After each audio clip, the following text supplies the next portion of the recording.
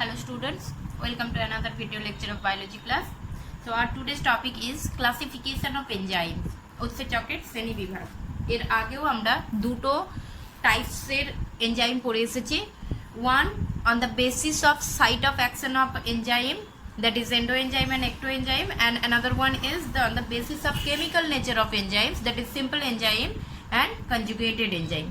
So দুটো আলাদা আলাদা বেসিস বা ভিত্তি করে আমরা এনজাইমের ভাগ অলরেডি পড়ে এসেছি। এরপর নেক্সট যেটা ক্লাসিফিকেশন অফ এনজাইমস, এই ক্লাসিফিকেশনটা দিয়েছিলেন international union of biochemistry. So এই ইন্টারন্যাশনাল ইউনিয়ন অফ বায়োকেমিস্ট্রি, যেটা সংক্ষেপে IUB বলা হচ্ছে, 1961-এ এনজাইম কি ধরনের রিয়াকশন ক্যাটালাইজ করে, অর্থাৎ কি ধরনের জৈব রাসায়নিক বিক্রিয়ায় এনজাইম অংশগ্রহণ করে, তার উপর ডিপেন্ড করে এনজাইমকে 6টা ব্রড ক্যাটাগরিতে ভাগ করা হয়েছে।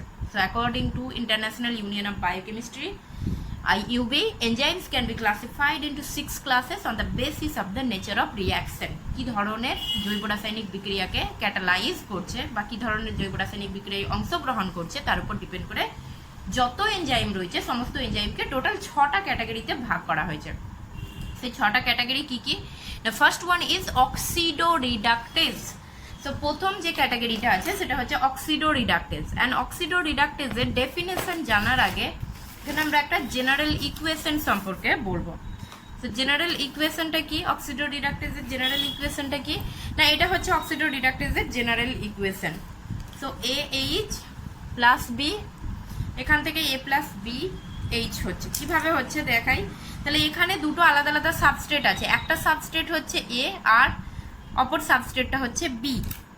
এই এ সাবস্ট্রেটের সঙ্গে হাইড্রোজেন যুক্ত রয়েছে। এ যে সাবস্ট্রেটটা রয়েছে সেই এ সাবস্ট্রেটটার সঙ্গে কি রয়েছে? হাইড্রোজেন যুক্ত রয়েছে। এবার যখন রিয়াকশন হবে, এই এনজাইমের কাজ হচ্ছে যে এই এ সাবস্ট্রেট থেকে হাইড্রোজেন বন্ডটাকে রিমুভ করছে এবং রিমুভ করে কার মধ্যে প্রবেশ করাচ্ছে? বি এর মধ্যে প্রবেশ করাচ্ছে। তাহলে রিয়াকশন শেষে আমরা কি দেখবো? যে এ এর সঙ্গে যে হাইড্রোজেন বন্ডটা ছিল সে হাইড্রোজেনটা বন্ডটা বেরিয়ে গেছে, তাহলে শুধু এ পড়ে রইলো এবং এই হাইড্রোজেনটা যুক্ত হলো কার সঙ্গে? বি এর সঙ্গে। তাহলে বি এর মধ্যে হাইড্রোজেন অ্যাটমটা চলে এলো। তাহলে এক্ষেত্রে আমরা যেটা দেখাবো, তাহলে কোনো একটা অর্থাৎ এই সাবস্ট্রেটটার কি ঘটছে? এ থেকে যখনই হাইড্রোজেন রিমুভ হয়ে যাচ্ছে, তো হাইড্রোজেন রিমুভ হয়ে যাওয়া মানে কি? হাইড্রোজেন রিমুভ হওয়া মানে অক্সিডেশন রিয়াকশন, অর্থাৎ জারণ ঘটছে। অর্থাৎ কোনো একটা সাবস্ট্রেট থেকে যদি হাইড্রোজেন অ্যাটম বেরিয়ে যায়, হাইড্রোজেন অ্যাটমের রিমুভাল ঘটে, তাহলে সেই সাবস্ট্রেটটার কি ঘটলো? অক্সিডেশন ঘটলো। তার মানে এ থেকে কি করেছে? হাইড্রোজেন অ্যাটম বের করে দিয়েছে, তার মানে এর কি ঘটেছে? অক্সিডেশন ঘটেছে। একইভাবে এই হাইড্রোজেন অ্যাটমটাকে যুক্ত করেছে কার সঙ্গে? বি এর সঙ্গে যুক্ত করেছে। তার মানে এই জায়গায় যেটা দেখাচ্ছি, অর্থাৎ এইখানে এইটা কি ঘটলো? বি এর সঙ্গে হাইড্রোজেন অ্যাটম যুক্ত হওয়া মানে এখানে কি ঘটেছে? রিডাকশন ঘটেছে। অর্থাৎ কোনো কিছুর সঙ্গে যখন হাইড্রোজেন অ্যাটম যুক্ত হয় বা অ্যাড হচ্ছে তখন সেটাকে আমরা কি বলছি? রিডাকশন ঘটছে। তাহলে এই এনজাইমটার কাজ হচ্ছে অক্সিডেশন ঘটানো, কোনো একটা সাবস্ট্রেটকে অক্সিডাইজ করছে এবং অপর সাবস্ট্রেটকে কি করছে? রিডিউসড করছে। সো এই জন্যই এই এনজাইমগুলোর নাম হচ্ছে অক্সিডোরিডাকটেজ। সো নাম থেকেই আমরা বুঝতে পারছি, তার মানে যে সমস্ত উৎসেচকগুলো জারণ বিজারণ বিক্রিয়ায় অংশগ্রহণ করে সেই সমস্ত উৎসেচকগুলোকে বলা হচ্ছে অক্সিডোরিডাকটেজ বলা হচ্ছে। সো ডেফিনেশনে যাব আমরা এবার। সো ডেফিনেশনের ক্ষেত্রে কি বলা হয়েছে? The enzymes that catalyse oxidation and reduction, অর্থাৎ যে সমস্ত উৎসেচক জারণ এবং বিজারণ বিক্রিয়ায় অংশগ্রহণ করে। এবং জারণ বিজারণ কাকে বলছি? That is removal or addition of hydrogen atom. অর্থাৎ যে অক্সিডেশন ঘটানো মানে হাইড্রোজেন অ্যাটম রিমুভ করা, অ্যান্ড রিডাকশন ঘটানো মানে হাইড্রোজেন অ্যাটম অ্যাড করা, or electrons from one substrate to another, মানে hydrogen atom removal of hydrogen atoms or removal of electron atoms. Actually hydrogen mainly electron atoms remove হয় বা electrons add হয় in the form of hydrogen. So simple মনে রাখতে হবে, hydrogen অ্যাটমকে remove করছে, remove হলে হবে অক্সিডেশন, অ্যান্ড হচ্ছে যদি অ্যাড করা হয় তাহলে সেটা হচ্ছে রিডাকশন রিয়াকশন। তাহলে অক্সিডোরিডাকটেজের মেন ফাংশন হচ্ছে কোনো একটা সাবস্ট্রেটের অক্সিডেশন ঘটানো বা অপর সাবস্ট্রেটের রিডাকশন ঘটানো।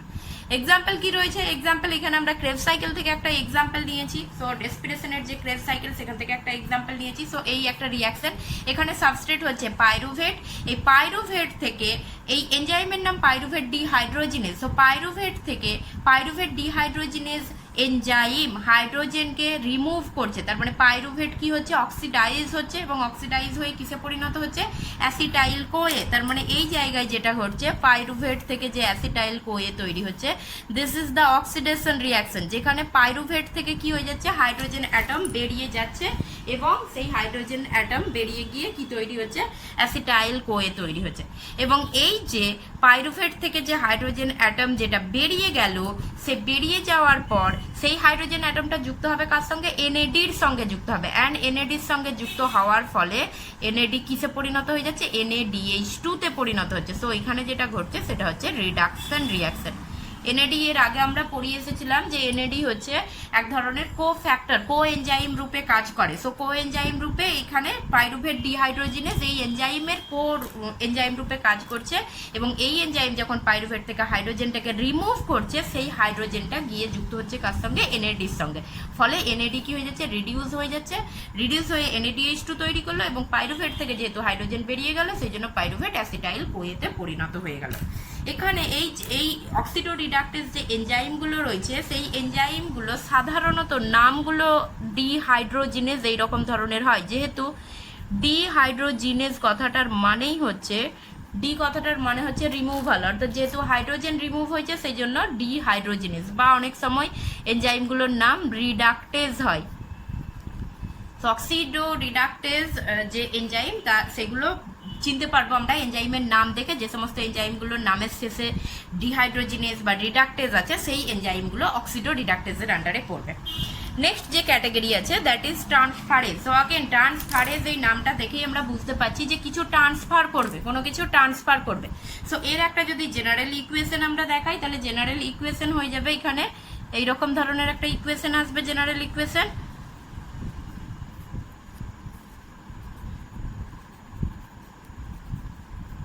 সো এইটা হচ্ছে ট্রান্সফারেজের জেনারেল ইকুয়েশন। কি না, এখানে হচ্ছে এই একটা সাবস্ট্রেট অ্যান্ড এই একটা সাবস্ট্রেট।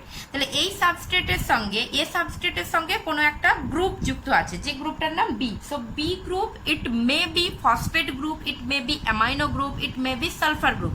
সো এ সাবস্ট্রেটের সঙ্গে কোনো ফসফেট গ্রুপ আছে, বা সালফার গ্রুপ আছে, বা কোনো অ্যামাইনো গ্রুপ যুক্ত আছে। আর একটা সাবস্ট্রেট আছে যেটা হচ্ছে সি সাবস্ট্রেট। এনজাইমের কাজ কি? এনজাইম হচ্ছে এ সাবস্ট্রেট থেকে এই গ্রুপটাকে রিমুভ করে সি সাবস্ট্রেটের সঙ্গে অ্যাড করছে। তাহলে এ সাবস্ট্রেটের মধ্যে ওই গ্রুপটা আর রইলো না, তাহলে এ একলা রইলো, এবং বি এর সঙ্গে এই বা সি এর সঙ্গে এটা হচ্ছে যুক্ত হয়ে যাচ্ছে। এইরকম ভাবেও দেখাতে পারি, সি বি এইরকম ভাবে দেখাতে পারি আমরা।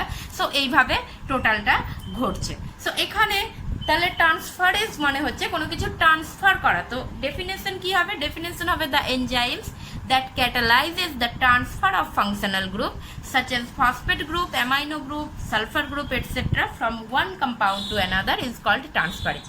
মানে যে সমস্ত উৎসেচক কোনো কার্যকরী গ্রুপ, যেমন phosphate group, sulphur group, amino group ইত্যাদি, কোনো এক পদার্থ থেকে অপর পদার্থে স্থানান্তরিত করে, তাকে ট্রান্সফারেজ বলা হচ্ছে। তাহলে সিম্পলি এই পদার্থ থেকে, অর্থাৎ এ পদার্থ থেকে এই গ্রুপটাকে স্থানান্তরিত করছে কার মধ্যে? অন্য একটা পদার্থের মধ্যে, অর্থাৎ সি পদার্থের মধ্যে স্থানান্তরিত করছে। তো সেই এনজাইমগুলোকে বলবো আমরা ট্রান্সফারেজ। আচ্ছা, এখানে ট্রান্সফারেজ আর অক্সিডো রিডাকটেজের মধ্যে কনফিউজড যেন না হওয়া হয়। অর্থাৎ কি, এখানেও সেম জিনিস, এখানেও আমরা দেখাচ্ছিলাম যে এ সাবস্ট্রেটের সঙ্গে একটা গ্রুপ ছিল, সেটা হচ্ছে বি এর মধ্যে অ্যাড করলো। বাট মনে রাখতে হবে অক্সিডো রিডাকটেজ যেটা করছিল সেটা হচ্ছে দিস ওয়ান ইজ দেই, এই যে গ্রুপটার কথা আমরা বলছি এটা হচ্ছে হাইড্রোজেন অ্যাটম ছিল, ঠিক আছে। সো অক্সিডো রিডাকটেজ মেনলি যেটা করে সেটা হচ্ছে একটা সাবস্ট্রেট থেকে হাইড্রোজেন অ্যাটম রিমুভ করে অপর সাবস্ট্রেটের মধ্যে হাইড্রোজেন অ্যাটম অ্যাড করবে। বাট ট্রান্সফারেজের ক্ষেত্রে হাইড্রোজেন অ্যাটম ছাড়া ওরা অন্য যে কোনো গ্রুপকে ট্রান্সফার করছে। অর্থাৎ ট্রান্সফারেজ এনজাইম কিন্তু হাইড্রোজেন অ্যাটমকে ট্রান্সফার করছে না। সো এখানে বি মিনস এটা B is other than hydrogen, অর্থাৎ হাইড্রোজেন ছাড়া যে কোনো সাবস্ট্রেটকে আমরা বি দিয়ে চিহ্নিত করতে পারি। সেটা ফসফেট গ্রুপ হতে পারে, অ্যামাইনো গ্রুপ হতে পারে, সেটা সালফেট গ্রুপ হতে পারে। সো যে কোনো গ্রুপ স্থানান্তরিত হচ্ছে, কিন্তু এখানে হচ্ছে হাইড্রোজেন গ্রুপটা স্থানান্তরিত হবে না। এনজাইমের নামে এক্সাম্পলে আসি আমরা। সো এক্সাম্পল হচ্ছে এনজাইমের যে এক্সাম্পল সেটা হচ্ছে গ্লাইকোলাইসিস থেকে একটা এক্সাম্পল নেওয়া হয়েছে, অর্থাৎ রেসপিরেশনের যে ফার্স্ট স্টেপ গ্লাইকোলাইসিস, সেখান থেকে একটা এক্সাম্পল নেওয়া হয়েছে। সো একদম গ্লাইকোলাইসিসের যেটা ফার্স্ট রিয়াকশনটা কি, সেখানে গ্লুকোজ হচ্ছে হেক্সোকাইনেজ এই উৎসেচকের উপস্থিতিতে কিসে পরিণত হচ্ছে, গ্লুকোজ 6-ফসফেট। সো সাবস্ট্রেট এইখানে হচ্ছে গ্লুকোজের মধ্যে এই হেক্সোকাইনেজ এনজাইম গ্লুকোজের 6 নম্বর কার্বনে একটা ফসফেট গ্রুপ যুক্ত করেছে। তাহলে গ্লুকোজের 6 নম্বর কার্বনে ফসফেট গ্রুপ যুক্ত হওয়ার জন্য গ্লুকোজ কিসে পরিণত হয়ে গেল, গ্লুকোজ 6-ফসফেট। এবার এই ফসফেট গ্রুপটা পেলো কোথা থেকে, ফসফেট গ্রুপটা আসছে এটিপি থেকে। তার মানে দুটো সাবস্ট্রেট, একটা হচ্ছে গ্লুকোজ আর একটা হচ্ছে এটিপি। সো গ্লুকোজে এই এটিপি থেকে, এটিপির ক্ষেত্রে আমরা জানি এটিপির মধ্যে কি হচ্ছে, অ্যাডিনোসিন থাকে আর 3টে ফসফেট গ্রুপ থাকে। তাহলে এই অ্যাডিনোসিনের সঙ্গে 3টে ফসফেট গ্রুপ যুক্ত হয়ে যে নিউক্লিওটাইডটা তৈরি হয় সেটা হচ্ছে এটিপি। এবার এই এটিপি থেকে জাস্ট একটা ফসফেট গ্রুপ নিয়ে কার মধ্যে ট্রান্সফার করে দিয়েছে, গ্লুকোজের মধ্যে ট্রান্সফার করে দিয়েছে। তাহলে গ্লুকোজ কিসে পরিণত হয়ে গেল, গ্লুকোজ 6-ফসফেটে পরিণত হয়ে গেল।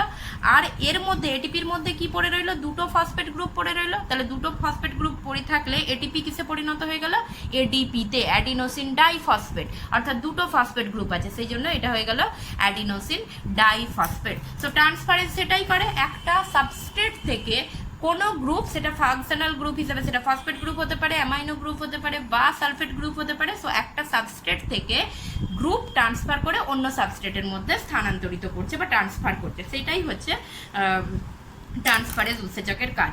সো ট্রান্সফারেজ উৎসেচক মনে রাখার জন্য একটু মনে রাখতে হবে যে ট্রান্সফারেজ উৎসেচকের নামের শেষে সাধারণত এরকম কাইনেজ অর ট্রান্স অ্যামাইনেজ এইগুলো যুক্ত থাকে। তো ট্রান্স অ্যামাইনেজ মানে যারা অ্যামাইনো গ্রুপকে ট্রান্সফার করবে, আর কাইনেজ মানে মনে রাখতে হবে কাইনেজ কিন্তু ফসফেট গ্রুপ ট্রান্সফার করে সবসময়। ফসফেট ট্রান্সফারেজের মধ্যে আবার যে সমস্ত উৎসেচকগুলো ফসফেট গ্রুপ ট্রান্সফার করে তাদেরকে বলা হচ্ছে কাইনেজ, আর যে সমস্ত উৎসেচকগুলো অ্যামাইনো গ্রুপ ট্রান্সফার করবে তাদেরকে বলবো ট্রান্স অ্যামাইনেজ। সো নাম দেখেও মোটামুটি আমরা বুঝতে পারবো যে এটা কোন ক্যাটাগরির মধ্যে আসবে। 3 নম্বর ক্যাটাগরি হচ্ছে হাইড্রোলেজ। অ্যান্ড হাইড্রোলেজ, এখানে হাইড্রো কথাটার মানে হচ্ছে হাইড্রো যেখানে যেখানে থাকবে তার মানে সেখানে জল রিলেটেড কিছু ব্যাপার থাকবে। তাহলে হাইড্রোলেজের একটা জেনারেল ইকুয়েশন যদি আমরা দেখাই তাহলে এইরকম জেনারেল ইকুয়েশনটা এইরকম হবে, জল থাকবে, আমরা প্রথমেই বলেছি জল থাকবে এখানে।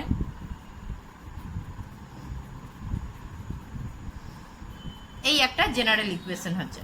কি ঘটছে এখানে, এটা একটা সাবস্ট্রেট, সো এটা ওয়ান সাবস্ট্রেট, সো দুটো কিন্তু সাবস্ট্রেট নাই, একটাই সাবস্ট্রেট যার মধ্যে কোনো একটা বন্ধনী আছে। সো এটা এইরকম ভাবে দেখানো মানে কোনো একটা বন্ড আছে, এই সাবস্ট্রেটের মধ্যে কোনো একটা বন্ড রয়েছে। সো একটা সাবস্ট্রেট, এই সাবস্ট্রেটের এই বন্ডটাকে ভাঙবে, মানে এর সঙ্গে যে বি এই যে যুক্ত আছে কোনো একটা গ্রুপ, এ আর বি দুটো গ্রুপ, আলাদা আলাদা গ্রুপ, সেই দুটো আলাদা আলাদা গ্রুপ একটা সাবস্ট্রেটের মধ্যেই যুক্ত হয়েছে এইরকম ভাবে।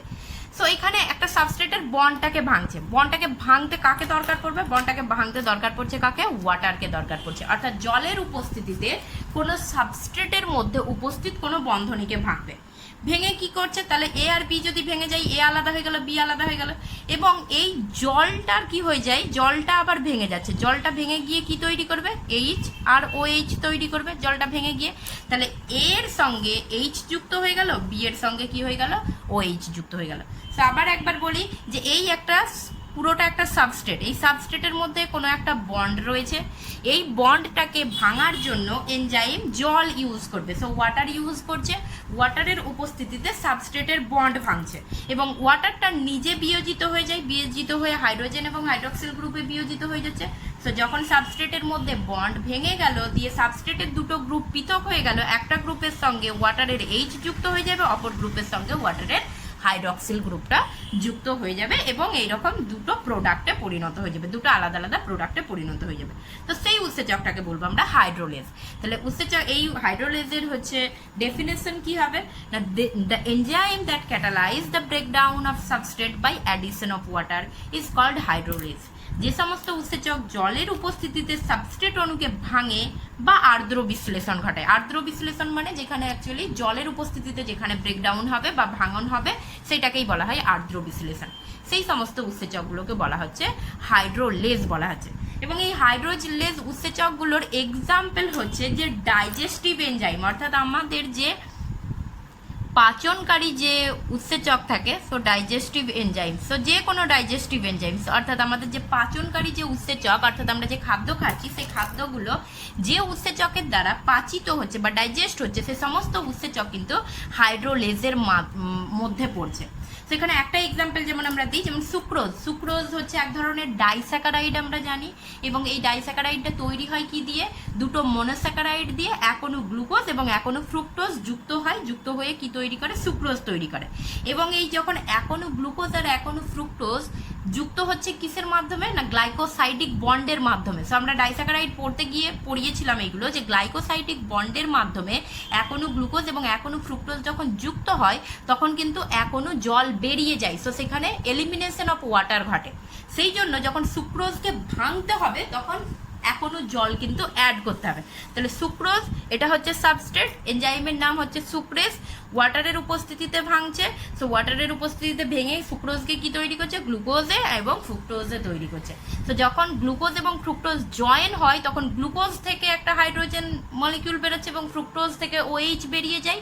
তো সেই জন্য সুক্রোজকে যখন এবার সুক্রেজ ভাঙছে গ্লুকোজের সঙ্গে, এই জলটা ভেঙে হাইড্রোজেন অ্যাড হয়ে গেল আর ফ্রুক্টোজের সঙ্গে OH অ্যাড হয়ে যাবে।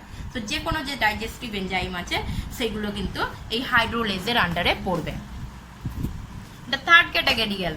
নেক্সট হচ্ছে ফোর্থ ক্যাটাগরি। ফোর্থ ক্যাটাগরি কি? লায়েজ। সো লায়েজেরও ওই হাইড্রোলেজের মতো লায়েজেরও ফাংশন, যে এটা ভেঙে দেবে, যে কোনো সাবস্ট্রেটের মধ্যে কোনো বন্ধনী থাকলে সেই বন্ধনীগুলোকে ভেঙে দেবে। বাট এইখানে যেটা মনে রাখতে হবে সেটা হচ্ছে এই ভাঙনের জন্য লায়েজ কিন্তু কোনো জল ইউজ করবে না। সো হাইড্রোলেজ বন্ধনী ভাঙার জন্য জলের ইউজ করে, অ্যান্ড লায়েজ হচ্ছে বন্ধনী ভাঙার জন্য কোনো জলের ইউজ করে না। সো এখানে সিম্পলি হচ্ছে যে ডেফিনেশন যদি আসি আমরা, তাহলে enzymes that catalyse the addition of functional group to break double bonds in molecule or removal of functional group to form double bonds are called lyase. So actually কী করে এরা?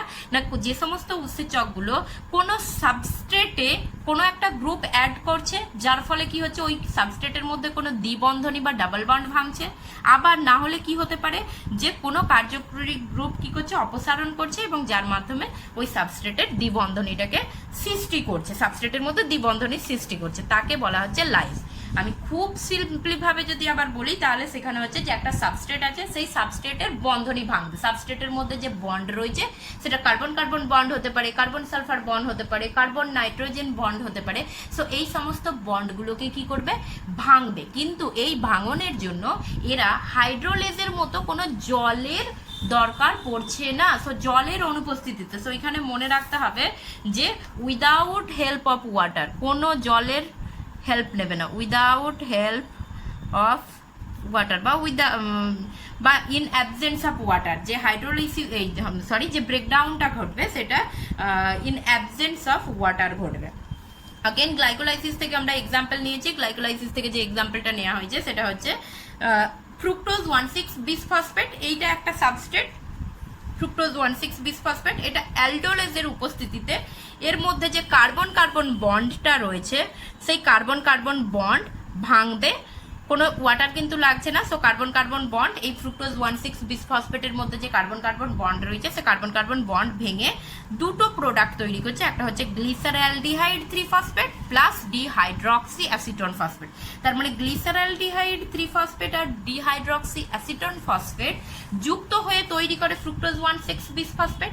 অ্যান্ড লায়েজ এনজাইমের কাজ হচ্ছে এই ফ্রুক্টোজ 1,6-বিসফসফেটের মধ্যে যে কার্বন কার্বন বন্ড ছিল সেটাকে ভেঙে দিয়ে গ্লিসারঅ্যালডিহাইড 3-ফসফেট এবং ডিহাইড্রক্সি অ্যাসিটোন ফসফেট এই দুটো প্রোডাক্টে পরিণত করা। তো এখানে লায়েজ চেনার উপায় হচ্ছে যে এখানে লায়েজ এনজাইমগুলো সাধারণত এরকম অ্যালডোলেজ নাম থাকে, আর না হলে আরও একটা থাকে সেটা হচ্ছে ডিকার্বক্সিলেজ। সো ডিকার্বক্সিলেজ এটাও হচ্ছে লায়েজের ক্ষেত্রে, এটাও নামকরণে ইউজ করা হয়। সো ডিকার্বক্সিলেজ মানে যেখানে ডি মিনস, আমি বারবার বলে আসছি বায়োলজিতে ডি কথাটার মানে হচ্ছে রিমুভাল, অ্যান্ড ডিকার্বক্সিলেজ মানে কার্বন ডাইঅক্সাইড রিমুভ হবে, ডিহাইড্রোজেনেজ মানে হাইড্রোজেন রিমুভ হবে। তার মানে এখানে লায়েজের কাজ হচ্ছে যেগুলো ডিকার্বক্সিলেজ এনজাইম তাদের কাজ হচ্ছে যে কার্বন ডাইঅক্সাইড রিমুভ করে দেয়া।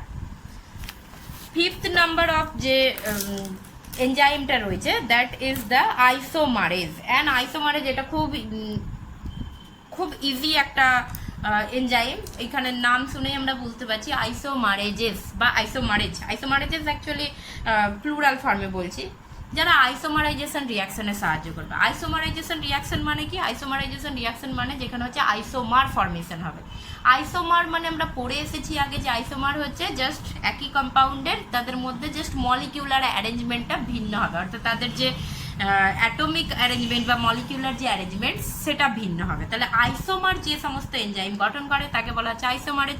জেনারেল ইকুয়েশন যদি দেখাই তাহলে এইটা যদি একটা সাবস্ট্রেট হয় এ বি, এটা যদি সাবস্ট্রেট হয় তাহলে আইসোমারেজের কাজ হচ্ছে জাস্ট অ্যারেঞ্জমেন্টটা ভিন্ন করে দেবে। তার মানে অ্যারেঞ্জমেন্ট ভিন্ন হয়ে গেলে কি হয়ে যাবে? বি এ তৈরি হয়ে যাবে। তাহলে এটা হচ্ছে আইসোমার ফর্মেশন করলো, অর্থাৎ এ বির আইসোমার কি হয়ে গেল? বি এ, অর্থাৎ একই কম্পোনেন্ট দিয়ে গঠিত কিন্তু অ্যারেঞ্জমেন্টটা আলাদা। যেমন আমরা পড়িয়েছিলাম গ্লুকোজ আর ফ্রুক্টোজ একই, ওটাও গ্লুকোজটাও হেক্সোজ সুগার, ফ্রুক্টোজটাও হেক্সোজ সুগার, কিন্তু গ্লুকোজে অ্যালডিহাইড গ্রুপ থাকে আর ফ্রুক্টোজে কিটো গ্রুপ থাকে, এবং দ্যাটস ওয়াই এদের অ্যারেঞ্জমেন্টটা কিন্তু ভিন্ন হয়। গ্লুকোজের অ্যালডিহাইড গ্রুপ টার্মিনাল যে কার্বন, সেই টার্মিনাল কার্বনে থাকে, 1 নম্বর কার্বনে প্রেজেন্ট থাকে, আর ফ্রুক্টোজের কিটো গ্রুপ সেটা হচ্ছে সাব টার্মিনাল ইন পজিশন হয়, মানে 2 নম্বর কার্বনে প্রেজেন্ট থাকে, সেই জন্য এদের অ্যারেঞ্জমেন্টটা ভিন্ন হয়। সেই জন্য গ্লুকোজ আর ফ্রুক্টোজ একে অপরের আইসোমার রূপে চিহ্নিত। তাহলে যখন কোনো একটা উৎসেচক আইসোমারাইজেশন রিয়াকশন ঘটাবে, মানে আইসোমার তৈরি করবে, কোনো একটা সাবস্ট্রেটের আইসোমার তৈরি করবে, তখন সেই উৎসেচকটাকে বলবো isomerases. So enzymes that catalyse isomerization reaction, that is rearrangement of molecular structure within a compound to form isomers, is called isomerase। অর্থাৎ যে সমস্ত উৎসেচক আইসোমারাইজেশন বিক্রিয়ায় সাহায্য করে, অর্থাৎ কোনো সাবস্ট্রেটের আইসোমার গঠন করে, তাকে আইসোমারেজ বলে। আগেন আমরা গ্লাইকোলাইসিস থেকে এক্সাম্পল নিয়েছি। সো গ্লাইকোলাইসিস থেকে যে এক্সাম্পলটা নিয়েছি সেটা হচ্ছে গ্লুকোজ 6-ফসফেট, একদম সেকেন্ড স্টেপ। প্রথম স্টেপ হচ্ছে যেটা আমরা ট্রান্সফারেজের এক্সাম্পল দিলাম, যেখানে হচ্ছে গ্লুকোজ থেকে গ্লুকোজ 6-ফসফেট তৈরি হচ্ছিল। সেকেন্ড স্টেপ হচ্ছে গ্লুকোজ 6-ফসফেট থেকে ফ্রুক্টোজ 6-ফসফেট তৈরি হচ্ছে। সো গ্লুকোজ আর ফ্রুক্টোজ একে অপরের আইসোমার, সেই জন্য গ্লুকোজ 6-ফসফেট, ফ্রুক্টোজ 6-ফসফেট একে অপরের আইসোমার, এবং এনজাইমের নাম হচ্ছে ফসফোগ্লুকো আইসোমারেজ। আইসোমারেজেস এনজাইমের নামের শেষে সবসময় এরকম আইসোমারেজ বা আরও একটা ইউজ হয় এপিমারেজ। তো যে সমস্ত উৎসেচকগুলোর নামের শেষে এরকম এপিমারেজ বা আইসোমারেজ যুক্ত থাকে, তার মানে তারা আইসোমারেজ এনজাইমের আন্ডারে পড়ছে। নেক্সট হচ্ছে লাস্ট ক্যাটাগরি হচ্ছে লাইগেজ। লাইগেজের ক্ষেত্রে যেটা হচ্ছে যে লাইগেজ সিম্পলি যেটা করে সেটা হচ্ছে যুক্ত করে, দুটো সাবস্ট্রেটকে জয়েন করে। এতক্ষণ পর্যন্ত যা আমরা পড়ছিলাম সে কোনো একটা সাবস্ট্রেট থেকে ট্রান্সফার করছিল বা কোনো একটা সাবস্ট্রেটের বন্ড ভাঙছিল। ফার্স্ট এনজাইম যে কোনো ভাঙনের কাজ করবে না, যে যুক্তিকরণের কাজ করবে বা সংযুক্তির কাজ করবে। অর্থাৎ লাইগেজের ক্ষেত্রে যেটা হচ্ছে, লাইগেজ মেনলি দুটো সাবস্ট্রেটকে যুক্ত করছে, অর্থাৎ দুটো সাবস্ট্রেটের মধ্যে বন্ড ফর্মেশন করবে এবং সেই বন্ড ফর্মেশন করে দুটো সাবস্ট্রেটকে যুক্ত করবে। অ্যান্ড দুটো সাবস্ট্রেটকে যুক্ত করতে, তাদের মধ্যে বন্ড ফর্মেশনের করতে কিছু এনার্জির দরকার পড়বে। সেই এনার্জিটা এরা পাবে কোথা থেকে? না, সেই এনার্জিটা এরা এটিপি থেকে নেবে। সো এখানে মেনলি যদি এইরকম ধরনের হয়, এ একটা সাবস্ট্রেট হয় আর বি একটা সাবস্ট্রেট হয়, তাহলে এদের মধ্যে বন্ড ফর্মেশন করছে, অর্থাৎ এদের মধ্যে বন্ড ফর্মেশন করে এ আর বি তৈরি করে দিল, অর্থাৎ এটা একটা প্রোডাক্টে পরিণত করলো। অ্যান্ড এই যে বন্ডটা ফর্মেশন হলো এ আর বি এর মধ্যে, এই যে বন্ডটা ফর্মেশন হলো, এই বন্ডটা ফর্মেশনের জন্য যে এনার্জিটা দরকার পড়ছে, সেই এনার্জিটা নেবে কোথা থেকে? এটিপি থেকে নেবে। অর্থাৎ এটিপি থেকে এনার্জিটা কি করছে? নিচ্ছে। সো এটিপি থেকে, এটিপির মধ্যে অ্যাকচুয়ালি একটা বন্ধনী ভাঙছে, বন্ধনী ভাঙার ফলে এই এটিপিটা কিসে পরিণত হয়ে যাবে? এটিপি আর ইনঅর্গানিক ফসফেটে পরিণত হয়ে যাবে। অ্যান্ড এই যখন এটাকে ভাঙার ফলে যে এনার্জিটা রিলিজ হলো, সেটাই এদের মধ্যে বন্ড ফর্মেশনে সাহায্য করছে। So they catalyze the joining of two substrates by synthesis or formation of various bonds such as carbon-carbon, carbon-sulfur, carbon-nitrogen, carbon-oxygen bonds using ATP। অর্থাৎ এটিপি ব্যবহার করে এরা দুটো সাবস্ট্রেটের মধ্যে বিভিন্ন ধরনের বন্ড ফর্মেশন করে দুটো সাবস্ট্রেটকে যুক্ত করে। এবং বন্ডগুলো কি ধরনের হতে পারে? দুটো সাবস্ট্রেটের মধ্যে কার্বন কার্বন বন্ড হতে পারে, কার্বন সালফার বন্ড হতে পারে, কার্বন নাইট্রোজেন বন্ড হতে পারে, বা কার্বন অক্সিজেন বন্ড হতে পারে। তাহলে দুটো সাবস্ট্রেটের মধ্যে বন্ড ফর্মেশনের জন্য যে এনার্জিটা দরকার, শক্তিটা দরকার, এমনি এমনি তো বন্ড ফর্মেশন হবে না, তাহলে তার জন্য কিছু শক্তির দরকার। সেই শক্তিটা কার থেকে নিচ্ছে? এটিপি থেকে নিচ্ছে। আগেন লাইগেজ আর কিন্তু ট্রান্সফারেজের মধ্যে একটা ডিফারেন্স রয়েছে। ট্রান্সফারেজের ক্ষেত্রে আমরা কি বলছিলাম, যে কোনো একটা সাবস্ট্রেট থেকে ফসফেট গ্রুপ বা অ্যামাইনো গ্রুপ বা অন্য যে কোনো গ্রুপ অন্য একটা সাবস্ট্রেটের মধ্যে ট্রান্সফার করছে, that is the transference. So সেখানে ফসফেট গ্রুপ যখন ট্রান্সফার করছে তখন সেটা হতে পারে যে এটিপি থেকে ফসফেট গ্রুপ নিয়ে অন্যদের মধ্যে ট্রান্সফার করলো, সেটা হতে পারে। আর লাইগেজের ক্ষেত্রে কি হচ্ছে, ফসফেট গ্রুপ ট্রান্সফার হচ্ছে না, এখানে লাইগেজের ক্ষেত্রে দুটো সম্পূর্ণ ভিন্ন ভিন্ন সাবস্ট্রেট রয়েছে, সেই দুটো সাবস্ট্রেটকে জয়েন করবে, মানে সেই দুটো সাবস্ট্রেটের মধ্যে বন্ড ফর্মেশন করবে। তাহলে এ আর বি এই দুটো সাবস্ট্রেট রয়েছে, এই দুটো সাবস্ট্রেটের মধ্যে বন্ড ফর্মেশন করছে, এই যে এই বন্ডটা। এবার এই বন্ডটা ফর্মেশনের জন্য কি দরকার, এনার্জি দরকার। সো এনার্জিটা কোথা থেকে পাবে না, এনার্জিটা পাবে এটিপিকে ভাঙনের ফলে। এটিপিকে ভাঙলে সেম জিনিস আমরা কি পাবো, অ্যাডেনিন আর হচ্ছে 3টে ফসফেট, তাহলে অ্যাডেনিন 3টে ফসফেট দিয়ে যুক্ত আছে, তাহলে এখানে হচ্ছে অ্যাডিনোসিন অ্যান্ড 3টে ফসফেট। সো এখানে কি হচ্ছে, জাস্ট এই বন্ডটা ভেঙে দিল, তাহলে এই বন্ডটা ভেঙে দিলে ফসফেট বেরিয়ে গেলে কি হচ্ছে, তাহলে এইটা পড়ে রইলো, তার মানে এডিপি পড়ে রইলো, এবং এই যে বন্ডটা ভেঙে গেল এখানে কি হয়ে গেল, পিআই মিনস ইনঅর্গানিক ফসফেট, এই এডিপির সঙ্গে ইনঅর্গানিক ফসফেটটা পড়ে রইলো, এবং এই বন্ডটাকে ভাঙার সময় যে এনার্জিটা রিলিজ হলো, শক্তিটা রিলিজ হলো, সেই শক্তিটাকে কাজে লাগিয়ে এখানে কিন্তু বন্ডটা ফর্মেশন হলো। অর্থাৎ এখানে কিন্তু ফসফেট গ্রুপটা ট্রান্সফার করেনি, জাস্ট হচ্ছে এই এটিপিটাকে ভেঙেছে, কেননা আমরা জানি এটিপি হচ্ছে শক্তির ভাণ্ডার রূপে কাজ করে। কোনো কিছু যখন কোষের যখন শক্তির দরকার পড়ে তখন কোষ কিন্তু ওই এটিপি ভাঙনের ফলেই শক্তির সাপ্লাই দেয় কোষে। তো সেই জন্য এখানে জাস্ট এটিপিকে ভেঙেছে, ভেঙে সেই এনার্জিটাকে নিয়ে নিজেদের মধ্যে দুটো সাবস্ট্রেটের মধ্যে বন্ড ফর্মেশন করেছে। তো লাইগেজের এনজাইমের যে কি বলে এক্সাম্পল হচ্ছে ডিএনএ লাইগেজ, অর্থাৎ এক্সাম্পল হচ্ছে ডিএনএ লাইগেজ। যখন ডিএনএ রেপ্লিকেশন ঘটে তখন এই ডিএনএ লাইগেজ ইউজ হয়ে থাকে, দুটো ডিএনএ মলিকিউলকে জয়েন করে ডিএনএ লাইগেজ। এছাড়াও আছে সাইট্রিক অ্যাসিড সিনথেটেস এটসেট্রা, এগুলো হচ্ছে আছে।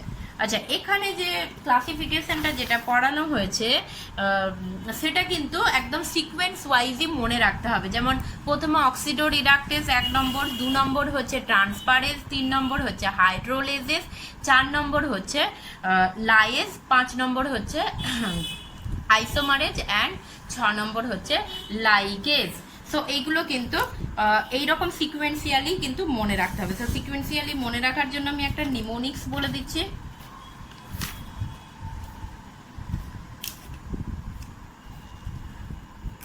On the hills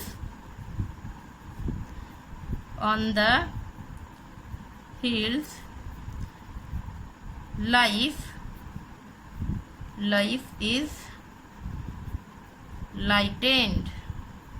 সো এই নিমোনিক্সটা মনে রাখা যেতে পারে। So on for oxido reductase, the for T for transferase, hell H for hydrolases, life এখানে এল ওয়াই মনে রাখতে হবে। So L Y life, L Y for lyase, is for isomerase, lightened এখানে L I for ligase. So এটা হচ্ছে পরপর sequentially মনে রাখার একটা নিমোনিক্স বা শর্ট ট্রিক। সো এই সেন্টেন্সটা যদি মনে রাখি তাহলে আমরা এই 6টা পরপর সিকোয়েন্সিয়ালি মনে রাখতে পারবো। So this is all about the classification of enzyme and this topic is very very important for exam view. So এক্সামে এই কোয়েশ্চেন প্রচুর আসে, সেটা শর্ট কোয়েশ্চেন রূপে বা সেটা হচ্ছে ফুল 5 মার্কস কোয়েশ্চেন রূপে আসে, উইথ এক্সাম্পল ডেসক্রাইব করতে বলে। সো এখানে ভালো করে এগুলোকে মনে রাখতে হবে।